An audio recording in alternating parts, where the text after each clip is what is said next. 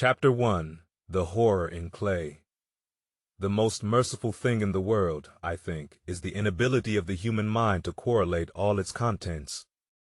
We live on a placid island of ignorance in the midst of black seas of infinity, and it was not meant that we should voyage far.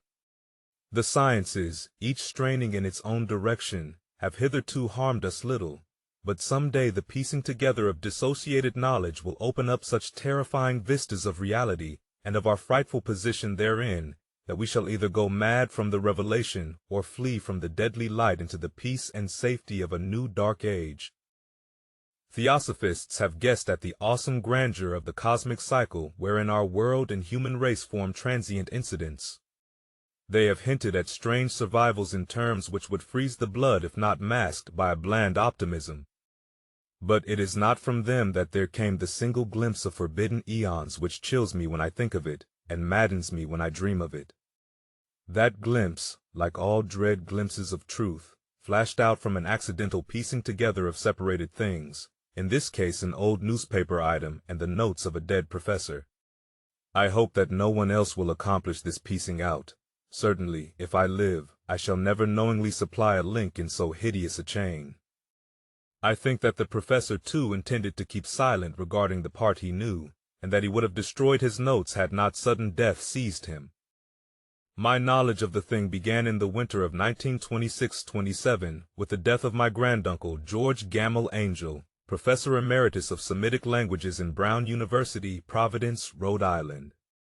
Professor Angell was widely known as an authority on ancient inscriptions and had frequently been resorted to by the heads of prominent museums, so that his passing at the age of 92 may be recalled by many. Locally, interest was intensified by the obscurity of the cause of death. The professor had been stricken whilst returning from the Newport boat, falling suddenly, as witnesses said, after having been jostled by a nautical-looking Negro who had come from one of the queer dark courts on the precipitous hillside which formed a shortcut from the waterfront to the deceased's home in William Street. Physicians were unable to find any visible disorder, but concluded after perplexed debate that some obscure lesion of the heart, induced by the brisk ascent of so steep a hill by so elderly a man, was responsible for the end. At the time I saw no reason to dissent from this dictum, but latterly I am inclined to wonder, and more than wonder. As my granduncle's heir and executor, for he died a childless widower, I was expected to go over his papers with some thoroughness, and for that purpose moved his entire set of files and boxes to my quarters in Boston. Much of the material which I correlated will be later published by the American Archaeological Society, but there was one box which I found exceedingly puzzling, and which I felt much averse from showing to other eyes. It had been locked, and I did not find the key till it occurred to me to examine the personal ring which the professor carried always in his pocket. Then, indeed, I succeeded in opening it, but when I did so seemed only to be confronted by a greater and more closely locked barrier. For what could be the meaning of the queer clay bas-relief and the disjointed jottings, ramblings, and cuttings which I found? Had my uncle, in his latter years, become credulous of the most superficial impostures? I resolved to search out the eccentric sculptor responsible for this apparent disturbance of an old man's peace of mind. The bas-relief was a rough rectangle less than an inch thick and about 5 by 6 inches in area, obviously of modern origin.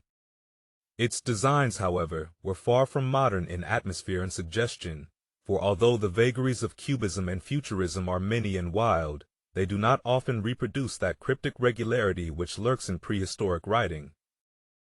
And writing of some kind the bulk of these designs seemed certainly to be, though my memory, despite much familiarity with the papers and collections of my uncle, failed in any way to identify this particular species, or even hint at its remotest affiliations.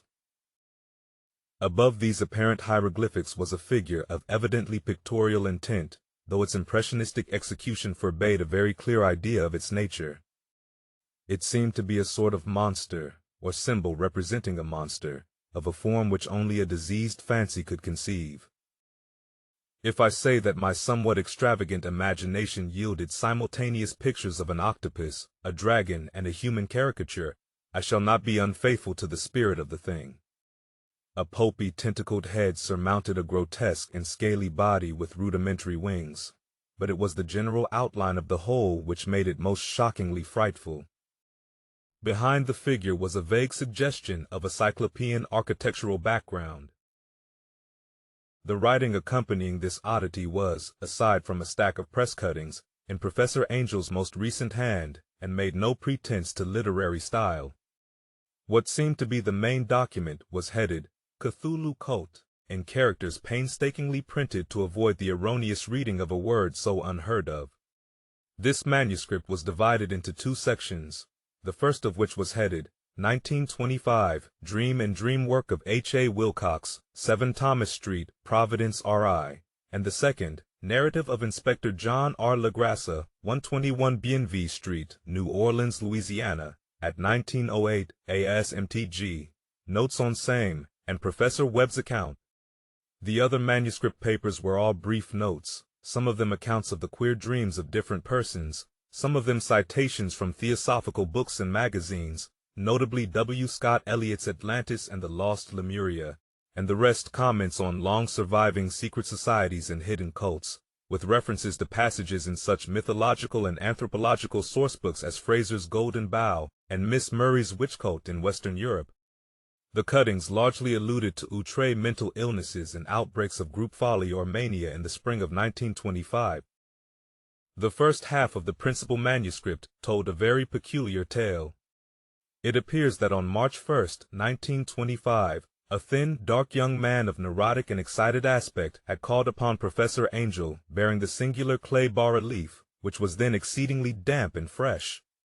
His card bore the name of Henry Anthony Wilcox, and my uncle had recognized him as the youngest son of an excellent family slightly known to him, who had latterly been studying sculpture at the Rhode Island School of Design and living alone at the Fleur-de-Lis building near that institution. Wilcox was a precocious youth of known genius but great eccentricity, and had from childhood excited attention through the strange stories and odd dreams he was in the habit of relating.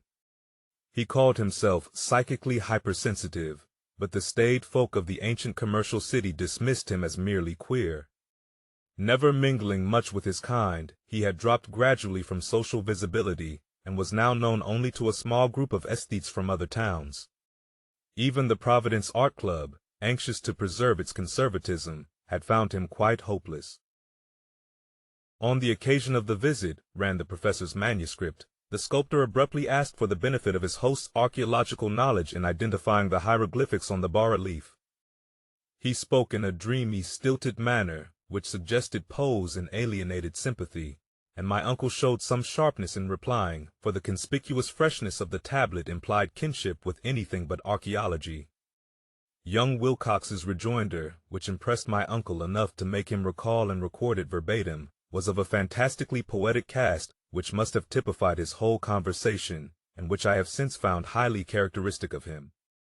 He said, "It is new, indeed, for I made it last night in a dream of strange cities, and dreams are older than brooding Tyre, or the contemplative Sphinx, or garden-girdled Babylon." It was then that he began that rambling tale which suddenly played upon a sleeping memory and won the fevered interest of my uncle. There had been a slight earthquake tremor the night before, the most considerable felt in New England for some years, and Wilcox's imagination had been keenly affected. Upon retiring, he had had an unprecedented dream of great cyclopean cities of Titan blocks and sky-flung monoliths, all dripping with green ooze and sinister with latent horror. Hieroglyphics had covered the walls and pillars, and from some undetermined point below had come a voice that was not a voice, a chaotic sensation which only fancy could transmute into sound, but which he attempted to render by the almost unpronounceable jumble of letters, Cthulhu Then. This verbal jumble was the key to the recollection which excited and disturbed Professor Angell. He questioned the sculptor with scientific minuteness, and studied with almost frantic intensity the bas-relief on which the youth had found himself working, chilled and clad only in his nightclothes, when waking had stolen bewilderingly over him. My uncle blamed his old age, Wilcox afterward said, for his slowness in recognizing both hieroglyphics and pictorial design. Many of his questions seemed highly out of place to his visitor, especially those which tried to connect the latter with strange cults or societies, and Wilcox could not understand the repeated promises of silence which he was offered in exchange for an admission of membership in some widespread mystical or paganly religious body. When Professor Angell became convinced that the sculptor was indeed ignorant of any cult or system of cryptic lore, he besieged his visitor with demands for future reports of dreams. This bore regular fruit, for after the first interview the manuscript records daily calls of the young man, during which he related startling fragments of nocturnal imagery whose burden was always some terrible cyclopean vista of dark and dripping stone, with a subterranean voice or intelligence shouting monotonously in enigmatical sense impacts uninscribable save as gibberish. The two sounds most frequently repeated are those rendered by the letters Cthulhu and Rulia. On March 23rd, the manuscript continued.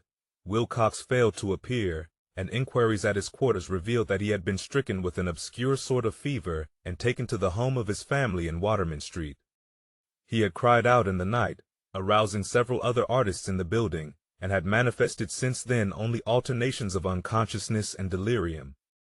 My uncle at once telephoned the family, and from that time forward kept close watch of the case, calling often at the Thayer Street office of Dr. Toby, whom he learned to be in charge. The youth's febrile mind, apparently, was dwelling on strange things, and the doctor shuddered now and then as he spoke of them. They included not only a repetition of what he had formerly dreamed, but touched wildly on a gigantic thing, miles high, which walked or lumbered about. He at no time fully described this object, but occasional frantic words, as repeated by Dr. Toby, convinced the professor that it must be identical with the nameless monstrosity he had sought to depict in his dream sculpture. Reference to this object, the doctor added, was invariably a prelude to the young man's subsidence into lethargy. His temperature, oddly enough, was not greatly above normal, but the whole condition was otherwise such as to suggest true fever rather than mental disorder. On April 2nd at about 3 p.m., every trace of Wilcox's malady suddenly ceased. He sat upright in bed, astonished to find himself at home and completely ignorant of what had happened in dream or reality since the night of March 22nd. Pronounced well by his physician, he returned to his quarters in 3 days, but to Professor Angell he was of no further assistance. All traces of strange dreaming had vanished with his recovery, and my uncle kept no record of his night thoughts after a week of pointless and irrelevant accounts of thoroughly usual visions.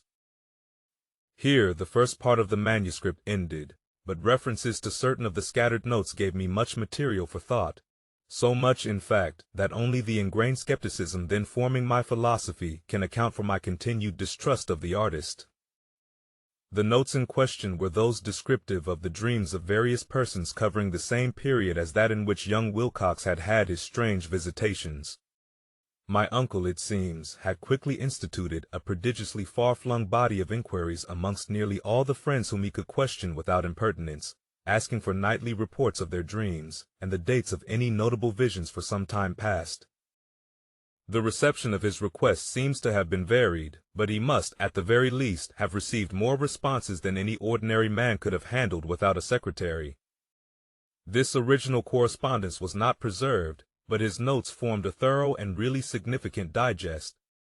Average people in society and business, New England's traditional salt of the earth gave an almost completely negative result, though scattered cases of uneasy but formless nocturnal impressions appear here and there, always between March 23rd and April 2nd, the period of young Wilcox's delirium.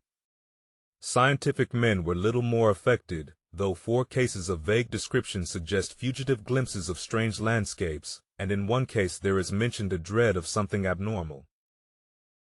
It was from the artists and poets that the pertinent answers came, and I know that panic would have broken loose had they been able to compare notes. As it was, lacking their original letters, I half suspected the compiler of having asked leading questions, or of having edited the correspondence in corroboration of what he had latently resolved to see. That is why I continued to feel that Wilcox, somehow cognizant of the old data which my uncle had possessed, had been imposing on the veteran scientist. These responses from aesthetes told a disturbing tale. From February 28th to April 2nd, a large proportion of them had dreamed very bizarre things, the intensity of the dreams being immeasurably the stronger during the period of the sculptor's delirium.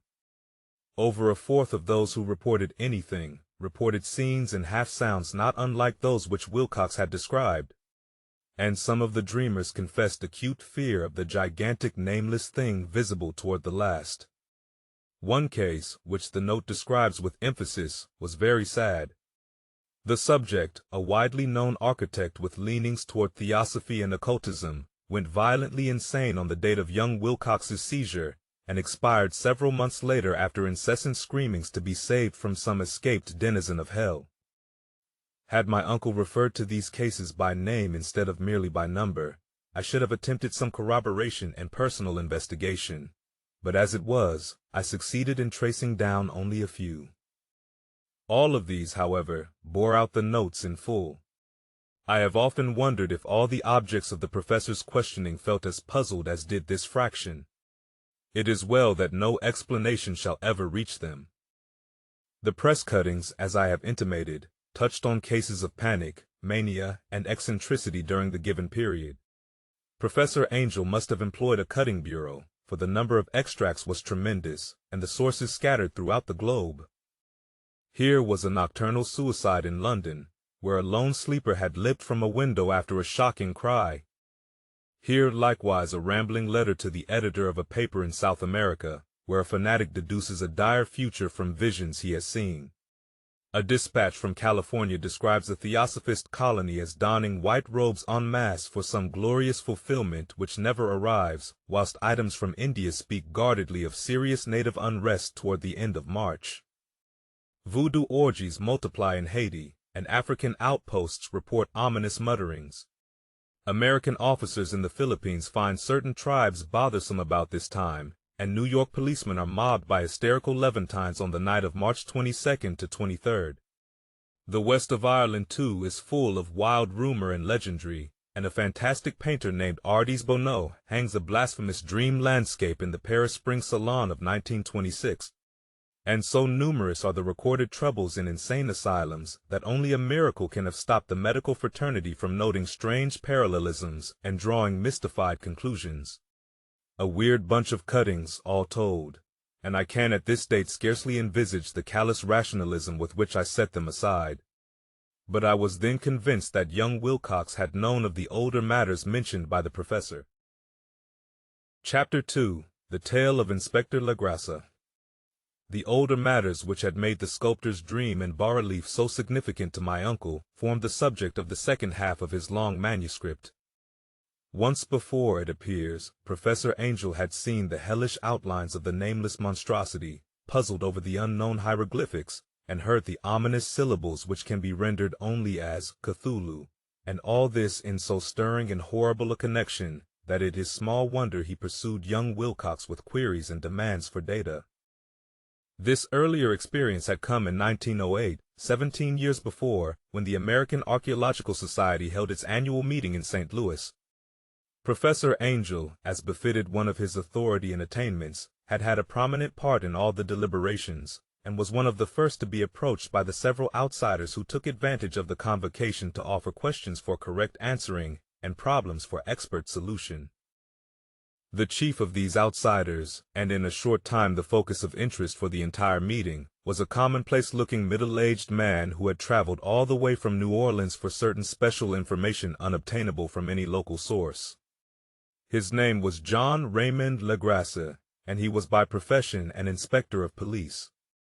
With him he bore the subject of his visit, a grotesque, repulsive, and apparently very ancient stone statuette, whose origin he was at a loss to determine. It must not be fancied that Inspector Legrasse had the least interest in archaeology. On the contrary, his wish for enlightenment was prompted by purely professional considerations. The statuette, idol, fetish, or whatever it was, had been captured some months before in the wooded swamps south of New Orleans during a raid on a supposed voodoo meeting, and so singular and hideous were the rites connected with it that the police could not but realize that they had stumbled on a dark cult totally unknown to them and infinitely more diabolic than even the blackest of the African voodoo circles.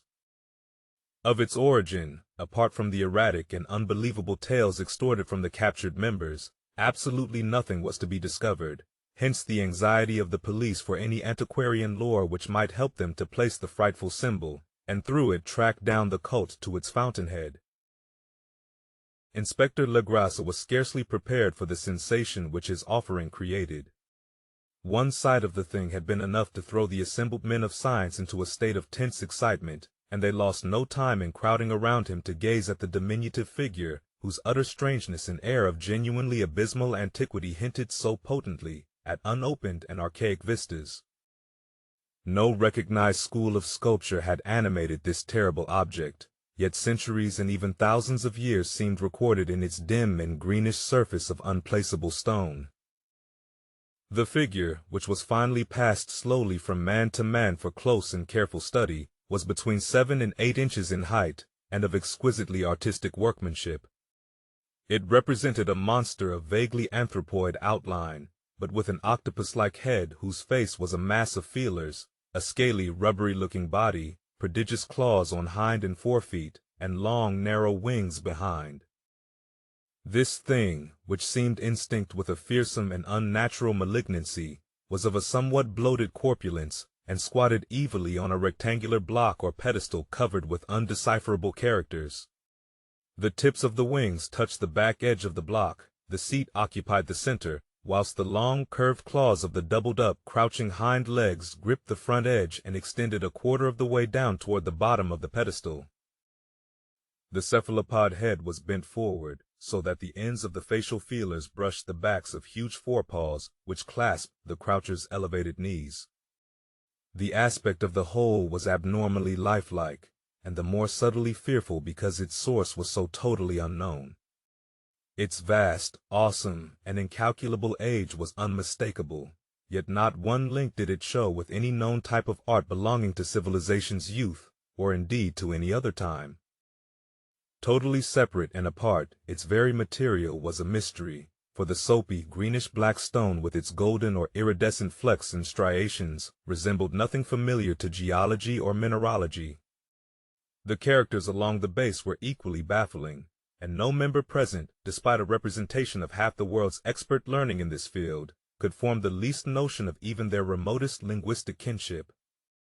They, like the subject and material, belonged to something horribly remote and distinct from mankind as we know it, something frightfully suggestive of old and unhallowed cycles of life in which our world and our conceptions have no part.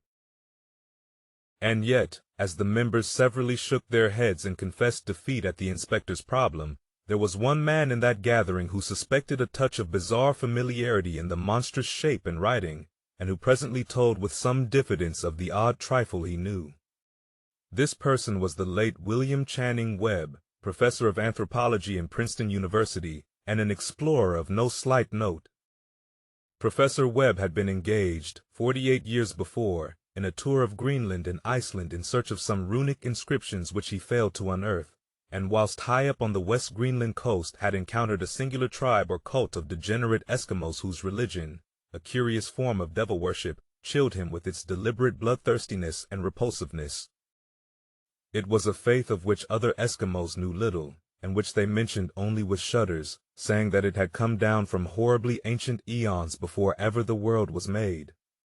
Besides nameless rites and human sacrifices, there were certain queer hereditary rituals addressed to a supreme elder devil or Tornashk, and of this Professor Webb had taken a careful phonetic copy from an aged Angekok, or wizard priest, expressing the sounds in Roman letters as best he knew how. But just now of prime significance was the fetish which this cult had cherished, and around which they danced when the aurora leapt high over the ice cliffs. It was, the professor stated, a very crude bas-relief of stone, comprising a hideous picture and some cryptic writing. And, as far as he could tell, it was a rough parallel in all essential features of the bestial thing now lying before the meeting. These data, received with suspense and astonishment by the assembled members, proved doubly exciting to Inspector Legrasse, and he began at once to ply his informant with questions. Having noted and copied an oral ritual among the swamp cult worshippers his men had arrested, he besought the professor to remember as best he might the syllables taken down amongst the diabolist Eskimos. There then followed an exhaustive comparison of details, and a moment of really awed silence when both detective and scientist agreed on the virtual identity of the phrase common to two hellish rituals so many worlds of distance apart. What, in substance, both the Eskimo wizards and the Louisiana swamp priests had chanted to their kindred idols was something very like this, the word divisions being guessed at from traditional breaks in the phrase as chanted aloud. Penglu, Mgunya Fh, Cthulhu, Rulia, Ugana Gofthan. Legrassa had 1 point in advance of Professor Webb, for several among his mongrel prisoners had repeated to him what older celebrants had told them the words meant. This text, as given, ran something like this. In his house at Rulia, dead Cthulhu waits dreaming. And now, in response to a general, urgent demand, Inspector Legrassa related as fully as possible his experience with the swamp worshippers, telling a story to which I could see my uncle attached profound significance. It savored of the wildest dreams of myth-maker and theosophist, and disclosed an astonishing degree of cosmic imagination among such half-castes and pariahs as might be least expected to possess it. On November 1st, 1907, there had come to New Orleans police a frantic summons from the swamp and lagoon country to the south. The squatters there, mostly primitive but good-natured descendants of Lafitte's men, were in the grip of stark terror from an unknown thing which had stolen upon them in the night. It was voodoo, apparently, but voodoo of a more terrible sort than they had ever known. And some of their women and children had disappeared since the malevolent tom-tom had begun its incessant beating far within the black-haunted woods where no dweller ventured. There were insane shouts and harrowing screams, soul-chilling chants and dancing devil flames. And, the frightened messenger added, the people could stand it no more. So a body of 20 police, filling 2 carriages and an automobile, had set out in the late afternoon with the shivering squatter as a guide. At the end of the passable road they alighted, and for miles splashed on in silence through the terrible cypress woods where day never came. Ugly roots and malignant hanging nooses of Spanish moss beset them, and now and then a pile of dank stones or fragments of a rotting wall intensified by its hint of morbid habitation, a depression which every malformed tree and every fungus islet combined to create. At length the squatter settlement, a miserable huddle of huts, hove in sight, and hysterical dwellers ran out to cluster around the group of bobbing lanterns. The muffled beat of tom-toms was now faintly audible far, far ahead, and a curdling shriek came at infrequent intervals when the wind shifted. A reddish glare, too, seemed to filter through the pale undergrowth beyond endless avenues of forest night.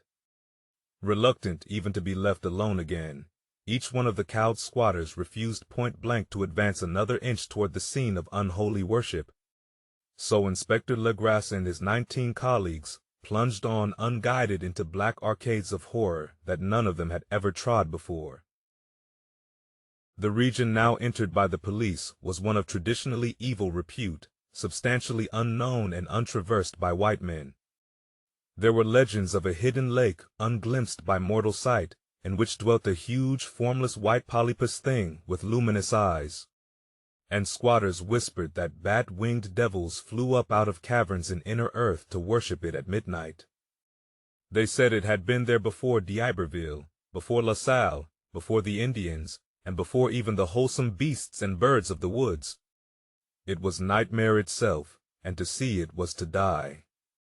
But it made men dream, and so they knew enough to keep away.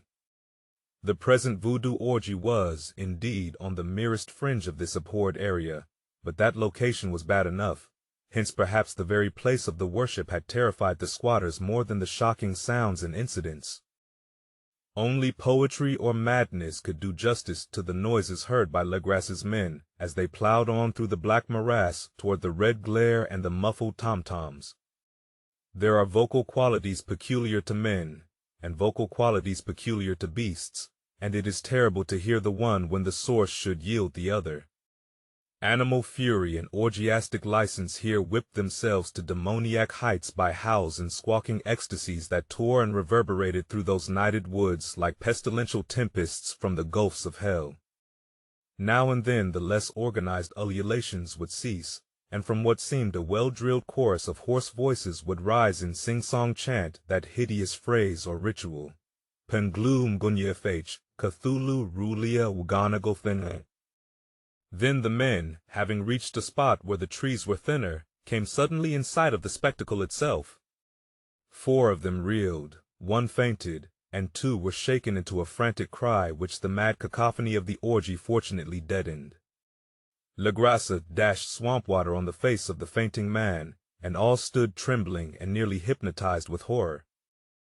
In a natural glade of the swamp stood a grassy island of perhaps an acre's extent, clear of trees and tolerably dry.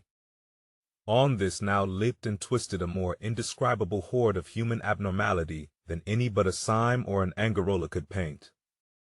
Void of clothing, this hybrid spawn were braying, bellowing, and writhing about a monstrous ring-shaped bonfire, in the center of which, revealed by occasional rifts in the curtain of flame, stood a great granite monolith some 8 feet in height, on top of which, incongruous in its diminutiveness, rested the noxious carven statuette. From a wide circle of 10 scaffolds, set up at regular intervals with the flame-girt monolith as a center, hung, head downward, the oddly marred bodies of the helpless squatters who had disappeared. It was inside this circle that the ring of worshippers jumped and roared, the general direction of the mass motion being from left to right in endless bacchanal between the ring of bodies and the ring of fire. It may have been only imagination, and it may have been only echoes which induced one of the men, an excitable Spaniard, to fancy he heard antiphonal responses to the ritual from some far and unillumined spot deeper within the wood of ancient legendry and horror. This man, Joseph D. Galvez, I later met and questioned, and he proved distractingly imaginative.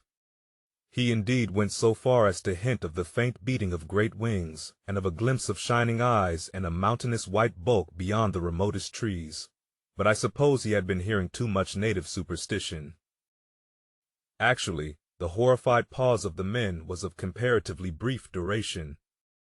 Duty came first, and although there must have been nearly 100 mongrel celebrants in the throng, the police relied on their firearms and plunged determinedly into the nauseous rout. For 5 minutes the resultant din and chaos were beyond description. Wild blows were struck, shots were fired, and escapes were made, but in the end Legrasa was able to count some 47 sullen prisoners, whom he forced to dress in haste and fall into line between 2 rows of policemen. 5 of the worshippers lay dead, and 2 severely wounded ones were carried away on improvised stretchers by their fellow prisoners. The image on the monolith, of course, was carefully removed and carried back by Legrasa. Examined at headquarters after a trip of intense strain and weariness, the prisoners all proved to be men of a very low, mixed-blooded, and mentally aberrant type. Most were seamen, and a sprinkling of Negroes and mulattoes, largely West Indians or Brava Portuguese from the Cape Verde Islands, gave a coloring of voodooism to the heterogeneous cult. But before many questions were asked, it became manifest that something far deeper and older than Negro fetishism was involved. Degraded and ignorant as they were, the creatures held with surprising consistency to the central idea of their loathsome faith. They worshipped, so they said, the great old ones who lived ages before there were any men, and who came to the young world out of the sky. Those old ones were gone now, inside the earth and under the sea, but their dead bodies had told their secrets in dreams to the first man, who formed a cult which had never died. This was that cult, and the prisoners said it had always existed and always would exist, hidden in distant wastes and dark places all over the world, until the time when the great priest Cthulhu, from his dark house in the mighty city of Rulia under the waters, should rise and bring the earth again beneath his sway. Some day he would call, when the stars were ready, and the secret cult would always be waiting to liberate him. Meanwhile, no more must be told. There was a secret which even torture could not extract. Mankind was not absolutely alone among the conscious things of earth, for shapes came out of the dark to visit the faithful few. But these were not the great old ones. No man had ever seen the old ones. The carven idol was great Cthulhu, but none might say whether or not the others were precisely like him. No one could read the old writing now, but things were told by word of mouth. The chanted ritual was not the secret. That was never spoken aloud, only whispered. The chant meant only this: in his house at Rulia, dead Cthulhu waits dreaming. Only 2 of the prisoners were found sane enough to be hanged, and the rest were committed to various institutions.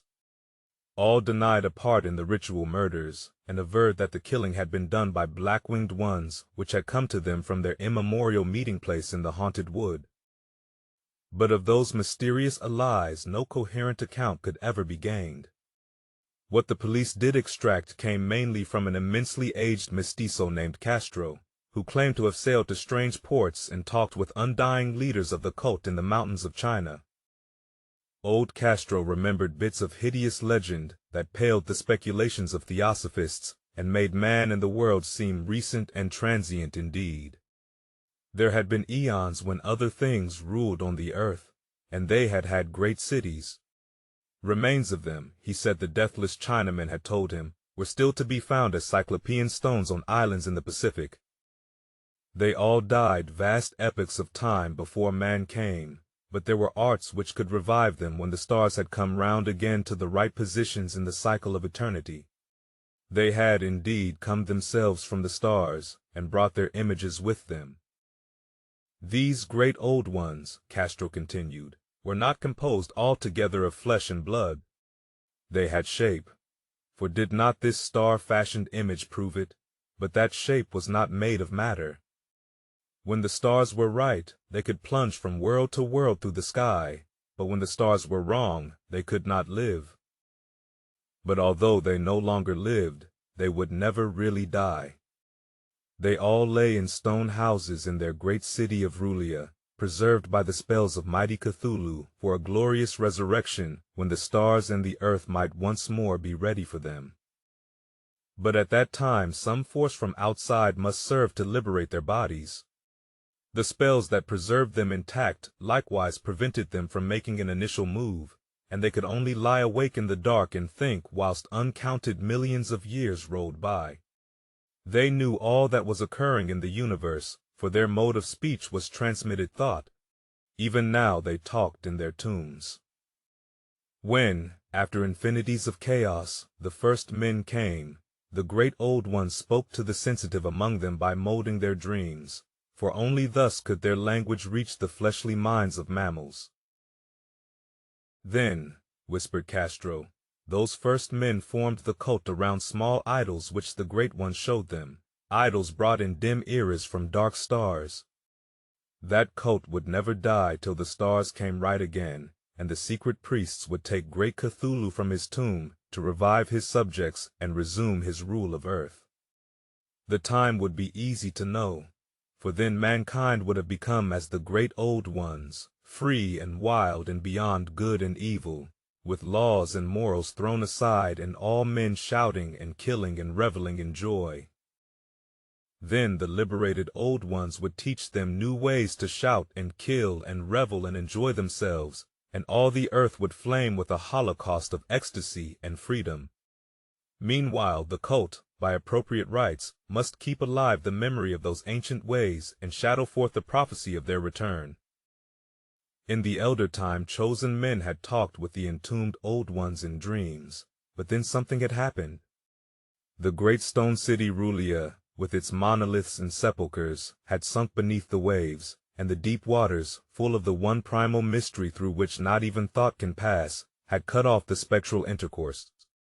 But memory never died, and high priests said that the city would rise again when the stars were right. Then came out of the earth the black spirits of earth, moldy and shadowy, and full of dim rumors picked up in caverns beneath forgotten sea bottoms. But of them old Castro dared not speak much. He cut himself off hurriedly, and no amount of persuasion or subtlety could elicit more in this direction. The size of the old ones, too, he curiously declined to mention. Of the cult, he said that he thought the center lay amid the pathless deserts of Arabia, where Iram, the city of pillars, dreams hidden and untouched. It was not allied to the European witch cult, and was virtually unknown beyond its members. No book had ever really hinted of it, though the deathless Chinaman said that there were double meanings in the Necronomicon of the mad Arab Abdul al-Hazred, which the initiated might read as they chose, especially the much-discussed couplet, "That is not dead which can eternal lie, and with strange eons even death may die." Legrasse, deeply impressed and not a little bewildered, had inquired in vain concerning the historic affiliations of the cult. Castro apparently had told the truth when he said that it was wholly secret. The authorities at Tulane University could shed no light upon either cult or image, and now the detective had come to the highest authorities in the country and met with no more than the Greenland tale of Professor Webb. The feverish interest aroused at the meeting by Legrasse's tale, corroborated as it was by the statuette, is echoed in the subsequent correspondence of those who attended, although scant mention occurs in the formal publication of the society. Caution is the first care of those accustomed to face occasional charlatanry and imposture. Legrasse for some time lent the image to Professor Webb, but at the latter's death it was returned to him and remains in his possession, where I viewed it not long ago. It is truly a terrible thing, and unmistakably akin to the dream sculpture of young Wilcox. That my uncle was excited by the tale of the sculptor I did not wonder, for what thoughts must arise upon hearing, after a knowledge of what Legrasse had learned of the cult, of a sensitive young man who had dreamed not only the figure and exact hieroglyphics of the swamp-found image and the Greenland devil tablet, but had come in his dreams upon at least 3 of the precise words of the formula uttered alike by Eskimo diabolists and mongrel Louisianans. Professor Angell's instant start on an investigation of the utmost thoroughness was eminently natural. Though privately I suspected young Wilcox of having heard of the cult in some indirect way, and of having invented a series of dreams to heighten and continue the mystery at my uncle's expense.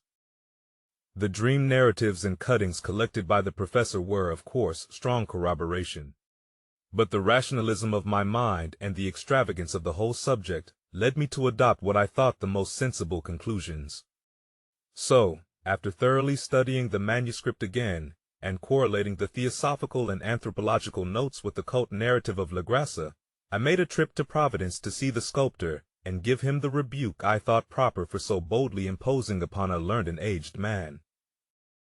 Wilcox still lived alone in the Fleur-de-Lis building in Thomas Street, a hideous Victorian imitation of 17th-century Breton architecture, which flaunts its stuccoed front amidst the lovely colonial houses on the ancient hill, and under the very shadow of the finest Georgian steeple in America. I found him at work in his rooms, and at once conceded from the specimens scattered about that his genius is indeed profound and authentic. He will, I believe, be heard from some time as one of the great decadents, for he has crystallized in clay and will one day mirror in marble those nightmares and fantasies which Arthur Machen evokes in prose, and Clark Ashton Smith makes visible in verse and in painting. Dark, frail, and somewhat unkempt in aspect, he turned languidly at my knock and asked me my business without rising. When I told him who I was, he displayed some interest, for my uncle had excited his curiosity in probing his strange dreams, yet had never explained the reason for the study. I did not enlarge his knowledge in this regard, but sought with some subtlety to draw him out. In a short time I became convinced of his absolute sincerity, for he spoke of the dreams in a manner none could mistake. They and their subconscious residuum had influenced his art profoundly, and he showed me a morbid statue whose contours almost made me shake with the potency of its black suggestion. He could not recall having seen the original of this thing except in his own dream bas-relief, but the outlines had formed themselves insensibly under his hands. It was, no doubt, the giant shape he had raved of in delirium. That he really knew nothing of the hidden cult, save from what my uncle's relentless catechism had let fall, he soon made clear, and again I strove to think of some way in which he could possibly have received the weird impressions. He talked of his dreams in a strangely poetic fashion, making me see with terrible vividness the damp cyclopean city of slimy green stone, whose geometry, he oddly said, was all wrong, and hear with frightened expectancy the ceaseless, half-mental calling from underground, "Cthulhu Than! Cthulhu Than!" These words had formed part of that dread ritual which told of dead Cthulhu's dream vigil in his stone vault at Rulia, and I felt deeply moved despite my rational beliefs. Wilcox, I was sure, had heard of the cult in some casual way, and had soon forgotten it amidst the mass of his equally weird reading and imagining. Later, by virtue of its sheer impressiveness, it had found subconscious expression in dreams, in the bas-relief, and in the terrible statue I now beheld, so that his imposture upon my uncle had been a very innocent one. The youth was of a type, at once slightly affected and slightly ill-mannered, which I could never like, but I was willing enough now to admit both his genius and his honesty. I took leave of him amicably, and wished him all the success his talent promises. The matter of the cult still remained to fascinate me, and at times I had visions of personal fame from researches into its origin and connections. I visited New Orleans, talked with LaGrasse and others of that old-time raiding party, saw the frightful image, and even questioned such of the mongrel prisoners as still survived. Old Castro, unfortunately, had been dead for some years. What I now heard so graphically at first hand, though it was really no more than a detailed confirmation of what my uncle had written, excited me afresh, for I felt sure that I was on the track of a very real, very secret, and very ancient religion, whose discovery would make me an anthropologist of note. My attitude was still one of absolute materialism, as I wish it still were, and I discounted with almost inexplicable perversity the coincidence of the dream notes and odd cuttings collected by Professor Angell. One thing which I began to suspect, and which I now fear I know, is that my uncle's death was far from natural. He fell on a narrow hill street leading up from an ancient waterfront swarming with foreign mongrels, after a careless push from a Negro sailor. I did not forget the mixed blood and marine pursuits of the cult members in Louisiana, and would not be surprised to learn of secret methods and poison needles as ruthless and as anciently known as the cryptic rites and beliefs. LaGrasse and his men, it is true, have been let alone, but in Norway a certain seaman who saw things is dead. Might not the deeper inquiries of my uncle after encountering the sculptor's data have come to sinister ears? I think Professor Angell died because he knew too much, or because he was likely to learn too much. Whether I shall go as he did remains to be seen, for I have learned much now. Chapter 3: The Madness from the Sea. If heaven ever wishes to grant me a boon, it will be a total effacing of the results of a mere chance which fixed my eye on a certain stray piece of shelf paper. It was nothing on which I would naturally have stumbled in the course of my daily round, for it was an old number of an Australian journal, Sydney Bulletin for April 18, 1925. It had escaped even the Cutting Bureau, which had at the time of its issuance been avidly collecting material for my uncle's research. I had largely given over my inquiries into what Professor Angell called the Cthulhu cult, and was visiting a learned friend of Paterson, New Jersey, the curator of a local museum and a mineralogist of note. Examining one day the reserve specimens roughly set on the storage shelves in a rear room of the museum, my eye was caught by an odd picture in one of the old papers spread beneath the stones. It was the Sydney Bulletin I have mentioned, for my friend has wide affiliations in all conceivable foreign parts, and the picture was a half-tone cut of a hideous stone image, almost identical with that which LaGrasse had found in the swamp. Eagerly clearing the sheet of its precious contents, I scanned the item in detail, and was disappointed to find it of only moderate length. What it suggested, however, was of portentous significance to my flagging quest, and I carefully tore it out for immediate action. It read as follows: Mystery derelict found at sea. Vigilant arrives with helpless armed New Zealand yacht in tow. One survivor and dead man found aboard. Tale of desperate battle and deaths at sea. Rescued seaman refuses particulars of strange experience. Odd idol found in his possession. Inquiry to follow. The Morrison Company's freighter Vigilant, bound from Valparaiso, arrived this morning at its wharf in Darling Harbor, having in tow the battled and disabled but heavily armed steam yacht Alert of Dunedin Z, which was sighted April 12 in S latitude 34 degrees 21, W, longitude 152 degrees 17, with one living and one dead man aboard. The Vigilant left Valparaiso March 25, and on April 2 was driven considerably south of her course by exceptionally heavy storms and monster waves. On April 12, the derelict was sighted, and though apparently deserted, was found upon boarding to contain one survivor in a half-delirious condition, and one man who had evidently been dead for more than a week. The living man was clutching a horrible stone idol of unknown origin, about a foot in height, regarding whose nature authorities at Sydney University, the Royal Society, and the museum in College Street all profess complete bafflement, and which the survivor says he found in the cabin of the yacht, in a small carved shrine of common pattern. This man, after recovering his senses, told an exceedingly strange story of piracy and slaughter. He is Gustaf Johansen, a Norwegian of some intelligence, and had been second mate of the two-masted schooner Emma of Auckland, which sailed for Callao February 20th with a complement of 11 men. The Emma, he says, was delayed and thrown widely south of her course by the great storm of March 1st, and on March 22 in S latitude 49 degrees 51, W longitude 128 degrees 34, encountered the Alert, manned by a queer and evil-looking crew of Kanakas and half-castes. Being ordered peremptorily to turn back, Captain Collins refused, whereupon the strange crew began to fire savagely and without warning upon the schooner with a peculiarly heavy battery of brass cannon forming part of the yacht's equipment. The Emma's men showed fight, says the survivor, and though the schooner began to sink from shots beneath the waterline, they managed to heave alongside their enemy and board her, grappling with the savage crew on the yacht's deck, and being forced to kill them all, the number being slightly superior because of their particularly abhorrent and desperate, though rather clumsy mode of fighting. 3 of the Emma's men, including Captain Collins and First Mate Green, were killed, and the remaining 8 under Second Mate Johansen proceeded to navigate the captured yacht, going ahead in their original direction to see if any reason for their ordering back had existed.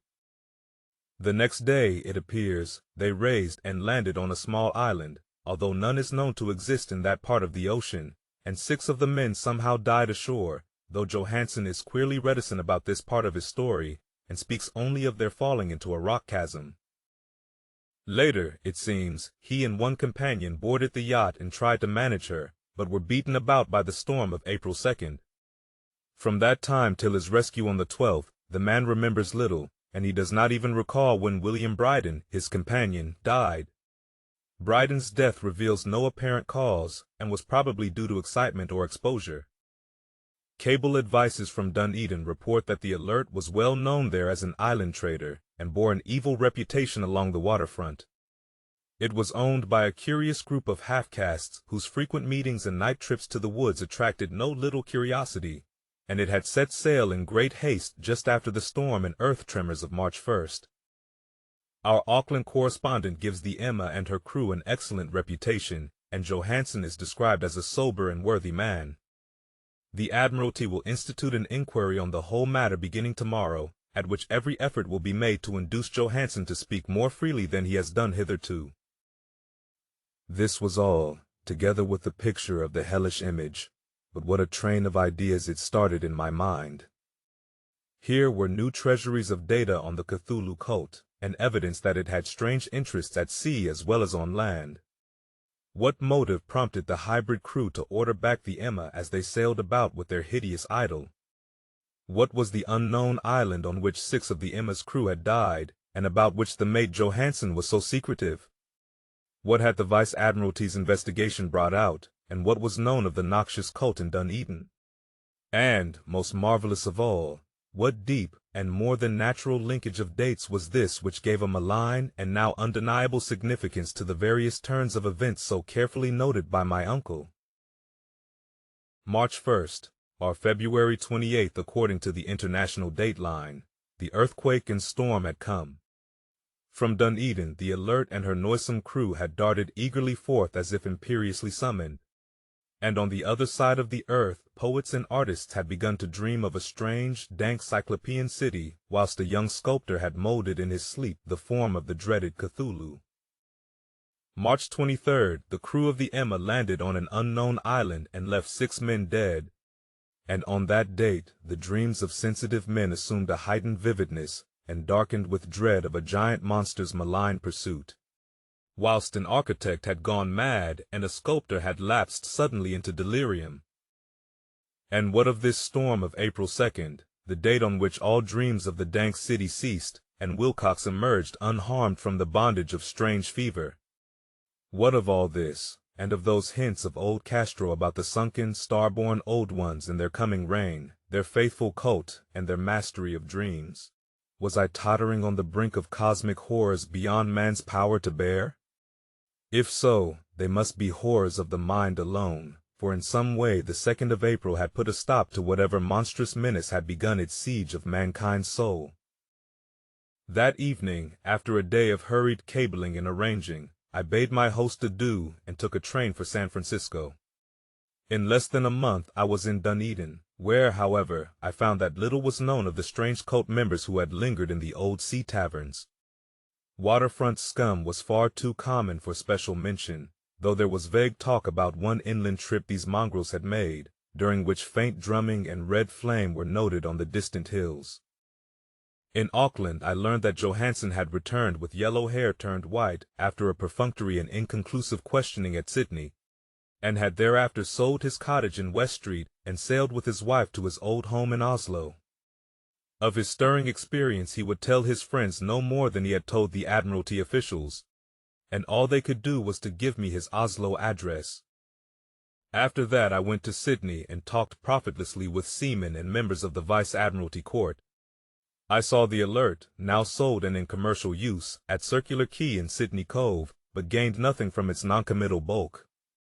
The crouching image with its cuttlefish head, dragon body, scaly wings, and hieroglyphed pedestal was preserved in the museum at Hyde Park, and I studied it long and well, finding it a thing of balefully exquisite workmanship, and with the same utter mystery, terrible antiquity, and unearthly strangeness of material which I had noted in Legras's smaller specimen. Geologists, the curator told me, had found it a monstrous puzzle, for they vowed that the world held no rock like it. Then I thought with a shudder of what old Castro had told Legras about the primal great ones. They had come from the stars, and had brought their images with them. Shaken with such a mental revolution as I had never before known, I now resolved to visit Maid Johansen in Oslo. Sailing for London, I re-embarked at once for the Norwegian capital, and one autumn day landed at the trim wharves in the shadow of the Egeberg. Johansen's address, I discovered, lay in the old town of King Harold, Hardrada, which kept alive the name of Oslo during all the centuries that the greater city masqueraded as Christiania. I made the brief trip by taxicab, and knocked with palpitant heart at the door of a neat and ancient building with plastered front. A sad-faced woman in black answered my summons, and I was stung with disappointment when she told me in halting English that Gustav Johansen was no more.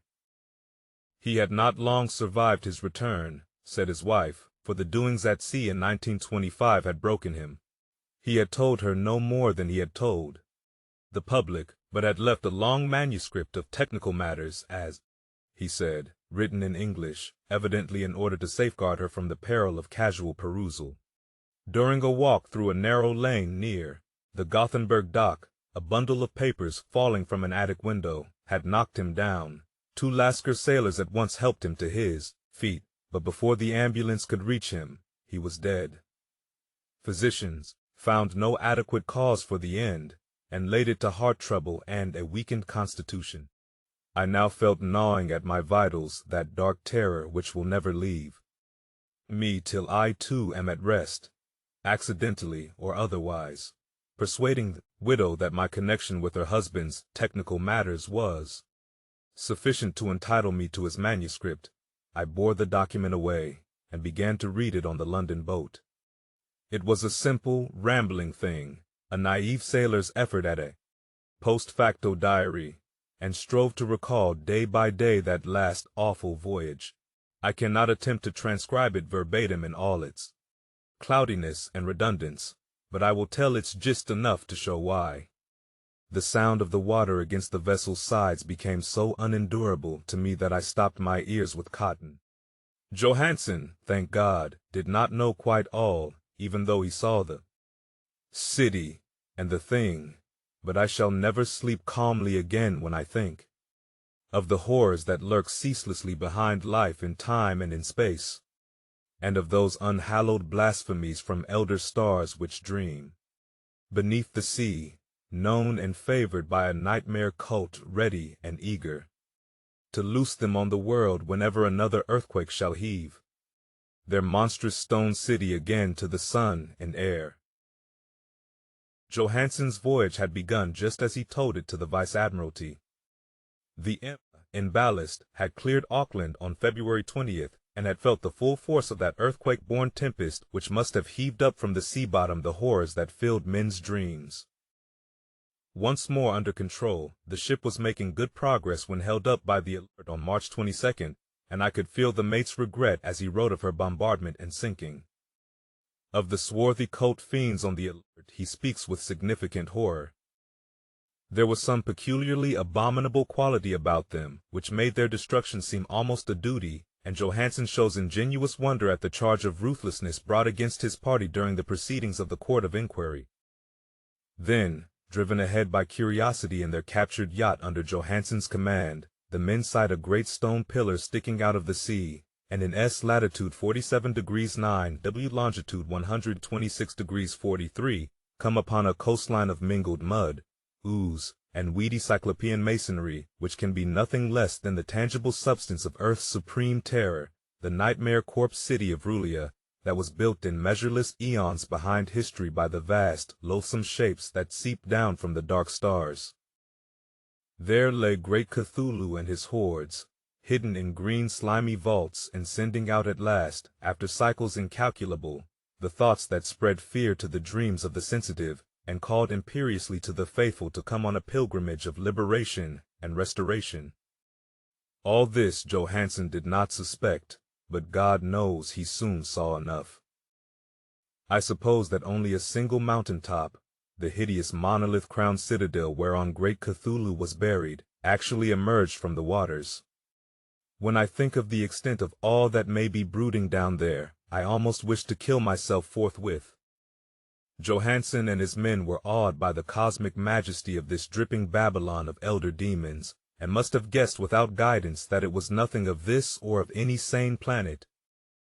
Awe at the unbelievable size of the greenish stone blocks, at the dizzying height of the great carven monolith, and at the stupefying identity of the colossal statues and bas-reliefs with the queer image found in the shrine on the is poignantly visible in every line of the mate's frightened description.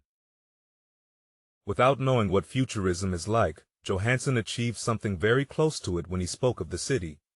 For instead of describing any definite structure or building, he dwells only on the broad impressions of vast angles in stone surfaces too great to belong to anything right or proper for this earth, and impious with horrible images and hieroglyphs. I mention his talk about angles because it suggests something Wilcox had told me of his awful dreams. He had said that the geometry of the dream place he saw was abnormal, non-Euclidean, and loathsomely redolent of spheres and dimensions apart from ours. Now an unlettered seaman felt the same thing whilst gazing at the terrible reality.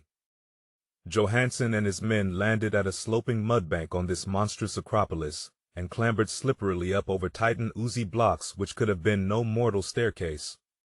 The very sun of heaven seemed distorted when viewed through the polarizing miasma welling out from this sea-soaked perversion, and twisted menace and suspense lurked leeringly in those crazily elusive angles of carven rock, where a second glance showed concavity after the first showed convexity. Something very like fright had come over all the explorers before anything more definite than rock and ooze and weed was seen. Each would have fled had he not feared the scorn of the others, and it was only half-heartedly that they searched, vainly as it proved, for some portable souvenir to bear away. It was Rodriguez the Portuguese who climbed up the foot of the monolith and shouted of what he had found. The rest followed him, and looked curiously at the immense carved door with the now familiar squid dragon bas-relief. It was, Johansen said, like a great barn door, and they all felt that it was a door because of the ornate lintel, threshold, and jambs around it, though they could not decide whether it lay flat like a trapdoor or slantwise like an outside cellar door. As Wilcox would have said, The geometry of the place was all wrong. One could not be sure that the sea and the ground were horizontal, hence the relative position of everything else seemed phantasmally variable. Bryden pushed at the stone in several places without result. Then Donovan felt over it delicately around the edge, pressing each point separately as he went. He climbed interminably along the grotesque stone molding. That is, one would call it climbing if the thing was not after all horizontal, and the men wondered how any door in the universe could be so vast. Then, very softly and slowly, the acre-great panel began to give inward at the top, and they saw that it was balanced. Donovan slid or somehow propelled himself down or along the jamb and rejoined his fellows, and everyone watched the queer recession of the monstrously carven portal. In this fantasy of prismatic distortion, it moved anomalously in a diagonal way, so that all the rules of matter and perspective seemed upset. The aperture was black with a darkness almost material. That tenebrousness was indeed a positive quality, for it obscured such parts of the inner walls as ought to have been revealed, and actually burst forth like smoke from its eon-long imprisonment, visibly darkening the sun as it slunk away into the shrunken and gibbous sky on flapping membranous wings. The odor arising from the newly opened depths was intolerable, and at length the quick-eared Hawkins thought he heard a nasty slopping sound down there. Everyone listened, and everyone was listening still, when it lumbered slobberingly into sight, and gropingly squeezed its gelatinous green immensity through the black doorway into the tainted outside air of that poisoned city of madness. Poor Johansen's handwriting almost gave out when he wrote of this. Of the 6 men who never reached the ship, he thinks 2 perished of pure fright in that accursed instant. The thing cannot be described. There is no language for such abysms of shrieking and immemorial lunacy, such eldritch contradictions of all matter, force, and cosmic order. A mountain walked or stumbled. God! What wonder that across the earth a great architect went mad, and poor Wilcox raved with fever in that telepathic instant. The thing of the idols, the green, sticky spawn of the stars, had awaked to claim his own. The stars were right again, and what an age-old cult had failed to do by design, a band of innocent sailors had done by accident. After vigintillions of years, great Cthulhu was loose again, and ravening for delight. 3 men were swept up by the flabby claws before anybody turned. God rest them, if there be any rest in the universe. They were Donovan, Guerrera, and Angstrom. Parker slipped as the other 3 were plunging frenziedly over endless vistas of green-crusted rock to the boat, and Johansen swears he was swallowed up by an angle of masonry which shouldn't have been there, an angle which was acute, but behaved as if it were obtuse. So only Bryden and Johansen reached the boat, and pulled desperately for the Alert as the mountainous monstrosity flopped down the slimy stones and hesitated floundering at the edge of the water. Steam had not been suffered to go down entirely, despite the departure of all hands for the shore, and it was the work of only a few moments of feverish rushing up and down between wheels and engines to get the Alert under way. Slowly, amidst the distorted horrors of that indescribable scene, she began to churn the lethal waters, whilst on the masonry of that charnel shore that was not of earth, the Titan thing from the stars slavered and gibbered like Polypheme cursing the fleeing ship of Odysseus. Then, bolder than the storied Cyclops, great Cthulhu slid greasily into the water and began to pursue with vast wave-raising strokes of cosmic potency. Bryden looked back and went mad, laughing shrilly as he kept on laughing at intervals till death found him one night in the cabin whilst Johansen was wandering deliriously. But Johansen had not given out yet. Knowing that the thing could surely overtake the Alert until steam was fully up, he resolved on a desperate chance, and, setting the engine for full speed, ran lightning-like on deck and reversed the wheel. There was a mighty eddying and foaming in the noisome brine, and as the steam mounted higher and higher, the brave Norwegian drove his vessel head-on against the pursuing jelly, which rose above the unclean froth like the stern of a demon galleon.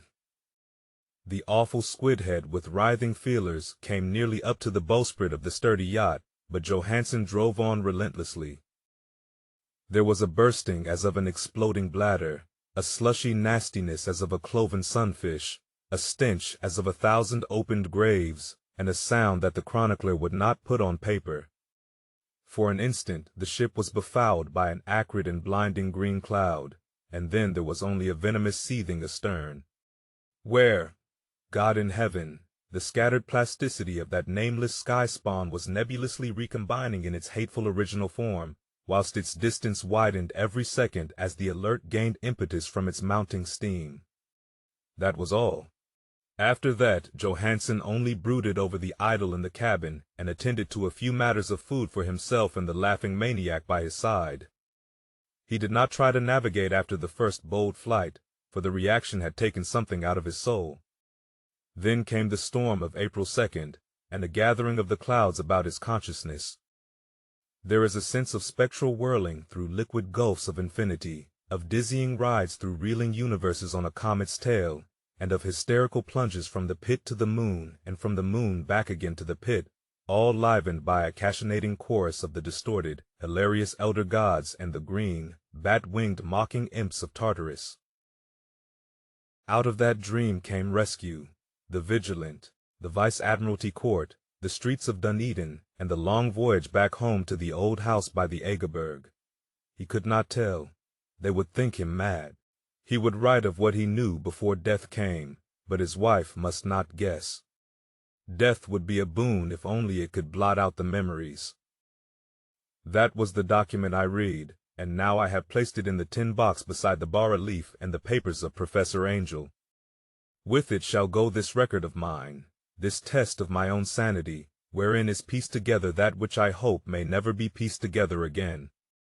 I have looked upon all that the universe has to hold of horror, and even the skies of spring and the flowers of summer must ever afterward be poison to me. But I do not think my life will be long. As my uncle went, as poor Johansen went, so I shall go. I know too much, and the cult still lives. Cthulhu still lives too, I suppose, again in that chasm of stone which has shielded him since the sun was young. His accursed city is sunken once more, for the Vigilant sailed over the spot after the April storm, but his ministers on earth still bellow and prance and slay around idol-capped monoliths in lonely places. He must have been trapped by the sinking whilst within his black abyss, or else the world would by now be screaming with fright and frenzy. Who knows the end? What has risen may sink, and what has sunk may rise. Loathsomeness waits and dreams in the deep, and decay spreads over the tottering cities of men. A time will come, but I must not and cannot think. Let me pray that, if I do not survive this manuscript, my executors may put caution before audacity and see that it meets no other eye.